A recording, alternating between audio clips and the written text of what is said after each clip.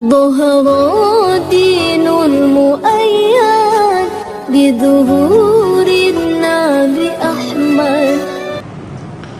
Di dalam Al-Quran itu banyak kalimat sindiran. Jadi orang kalau cerdas itu berpikirnya begini, cadar itu tidak ada dalam Al-Quran, perintah untuk bercadar. Tapi Allah melaknat perempuan yang mana gelang kakinya terdengar. Allah itu melaknat perempuan yang gelang kakinya terdengar. Karena apa? Bisa memancing syahwat. Nah, orang kalau berpikir gelang kaki saja apabila didengarkan oleh laki-laki yang bukan muhrimnya bisa dilaknat oleh Allah, apalagi suaranya, kan begitu, apalagi wajahnya. Makanya di dalam Al-Quran juga tidak ada larangan untuk zina. Berarti bukan berarti zina itu boleh. Oke, gak waras berarti. Wala taqrabu zina innahu fahisyatan wa sya'a sabila. Wala taqrabu zina. Loh, mendekati zina aja tidak boleh, apalagi zina. Ngono loh, Al-Quran ini ngajari wong kayak ngono. Ini kalau nggak dipahami, Al-Quran itu harus dipahami orang-orang yang cerdas ya, orang yang berakal. Kalau orang-orang yang pikirannya jelek, pikirannya kotor, hatinya kotor, nggak akan bisa menerima pemahaman Al-Quran.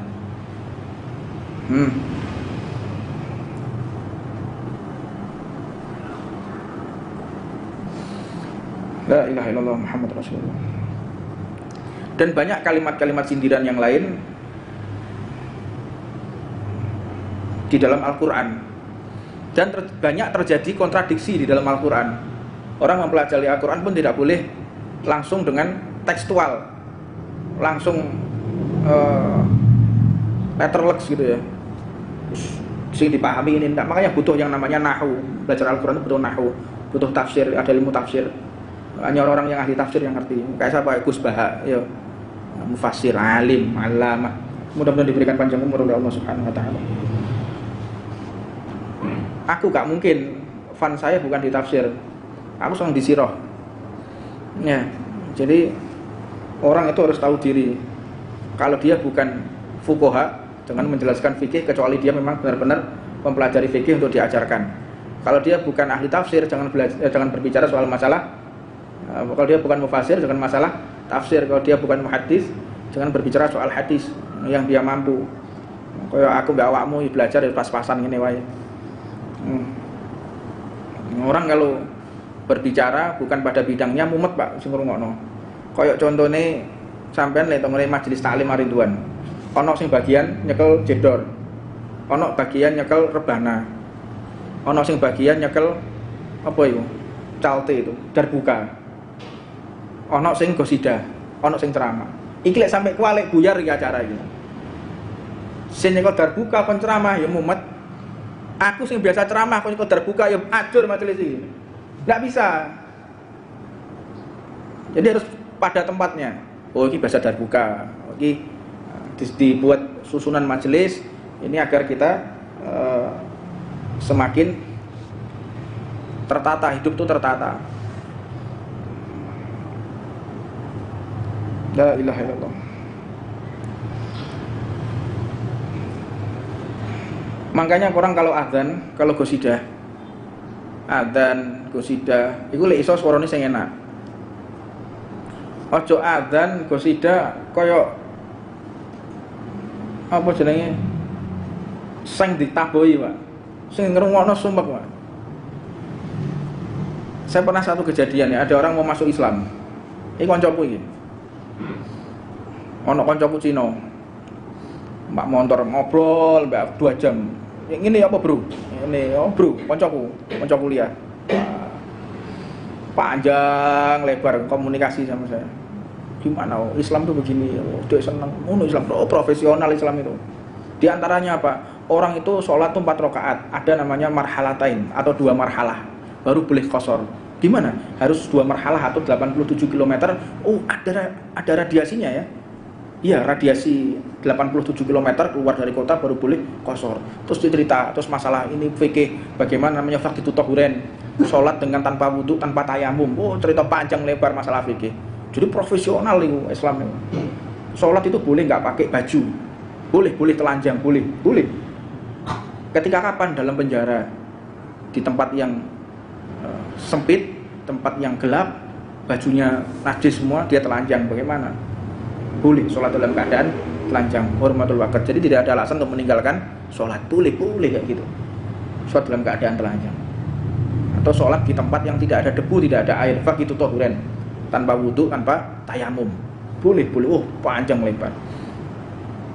Aku bersyahadat, saya mau syahadat, alhamdulillah, sawan mampir masjid, ayo syahadat untuk masjid aja. Jadi desa sekarang aja enggak, nanti aja di masjid biar tambah mantap hati itu. Jadi orang itu tidak boleh menunda syahadat ya. Kalau ada orang berpendapat saya mau syahadat, yakin bahwa dosa sampean, mengundur waktu ketidak'imanannya kepada Allah Subhanahu wa taala. Ya dia mati ya apa? Siapa yang bisa menjamin kalau dia 1 detik, 2 detik, 10 menit, 20 menit dia masih hidup? Siapa yang menjamin? Kalau sampai orang sudah minta kepada kita syahadat, kita tidak segera untuk mensyahadatkan, kalau mati kita tanggung jawab di hadapan Allah Subhanahu wa taala. Enggak main-main. Karena syahadat itu syahadat no. Sampai ikhlas, kesuwen, gak usah ikhlas-ikhlasan, syahadat no. Ya, syahadat sudah. Jangan ditunda ke orang minta, karena iblis tidak akan rela orang yang akan masuk Islam. Udah syahadat. Ayo siapa saya gak tunjuk masjid tengok. Ya wis ngenteni sembahyang pas. Ngenteni. Lah kok saya ngadan nih mau. Allahu Akbar. Mbok mati yang. Jadi iki Islam gak itu Islam. Enggak jadi masuk Islam. Gara-gara krungu adzan kok ngene iki. Mangkane lek wis swara gak enak ojo dadi muadzin. Anda akan merusak namanya Islam. Innallaha jamilun yuhibbul jamal. Allah itu indah dan mencintai keindahan. Di wong Islam ya, wong kafir itu beda. Nek wong Islam resi-resi. Sarunge, bajune resi, toto, urip itu tertata orang Islam. Kalau berpakaian juga kelihatan mana muslim mana tidak, itu kelihatan. Makanya kalau saya sudah tidak bisa membedakan mana Islam mana tidak secara fisiknya, berarti ada kemunafikan dalam hatinya. Orang Islam kalau sudah tidak tampak keislaman di wujud raganya ini, Anda ada kemunafikan dalam diri Anda. Kalau sesama Islam tidak bisa mengenali kalau Anda itu orang Islam, munafik Anda. Bedakan cara berbicaranya, bedakan cara sosial di masyarakatnya, bedakan parasnya, bedakan bajunya, bedakan kita dengan orang-orang yang tidak beriman kepada Allah Subhanahu wa taala. Kadang kumpul mbek kanca lho setahun, iki Islam kok gak ngerti, Pak. Bacot ini. Sembayang ya ora. Tapi lek ngomong ya alhamdulillah ya bismillah ya. Iki Islam kok gak percaya ya sini, gak ngerti. Ya Allah, astagfirullahaladzim.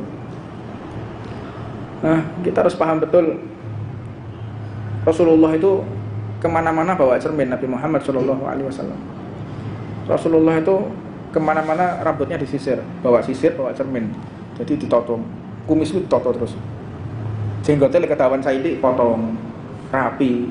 Rasulullah gak dicolno gontang gantung kayak sarang burung ngono, Pak. Aku ketok sarang burung nang omahku, aduh eling wong iki kita pakai enak kabeh. Brewok iya brewokan Kanjeng Nabi. Tapi apik brewoke. Wah ditowo-towo. Bentuk sing apik. Bagus. Sayyidina Ali seperti singa, Sayyidina Ali gede. Toto tapi gak sitok rotok dawa, tok ngene aduh. Serem itu, serem, delok serem. Wong Islam ku didelok nyenengno, wong Islam delok nyenengno, Pak. Karena bekas air wudu. Ya. Bekas air wudu, bekas sujudnya dia kepada Allah. Simahum fi wujuhihim min athari sujud. Di wajah mereka itu ada bekas sujud. Duduk batuk. Ya, atharu karpet lagi duduk atharu sujud, Pak. Kemudian batuknya wireng, bendol. Rasulullah itu melarang. Jangan sampai ada bekas sujud kecuali orang-orang yang memang taat kepada Allah, kayak mbahku Nabi Muhammad bin Alwi.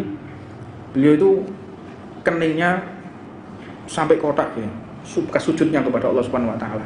Wajar lah jadi sujudnya itu mulai jam 2 bengi, mulai jam 1:30 malam sampai subuh sujud terus.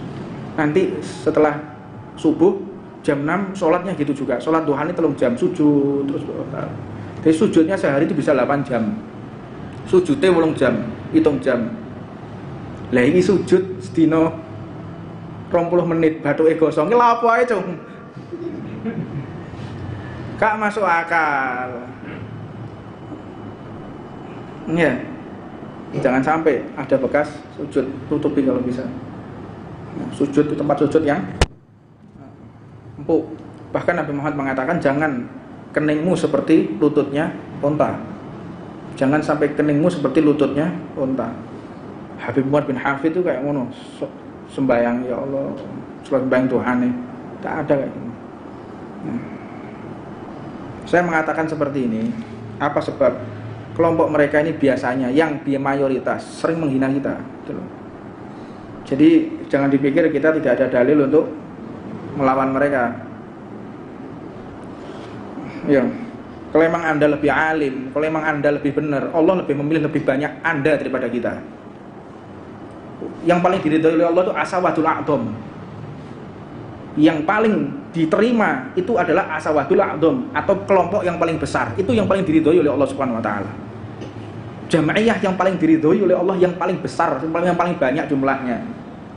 Yang paling diridhoi oleh Allah yang paling banyak jumlah jamaahnya. Itu yang paling diridhoi oleh Allah Subhanahu wa taala.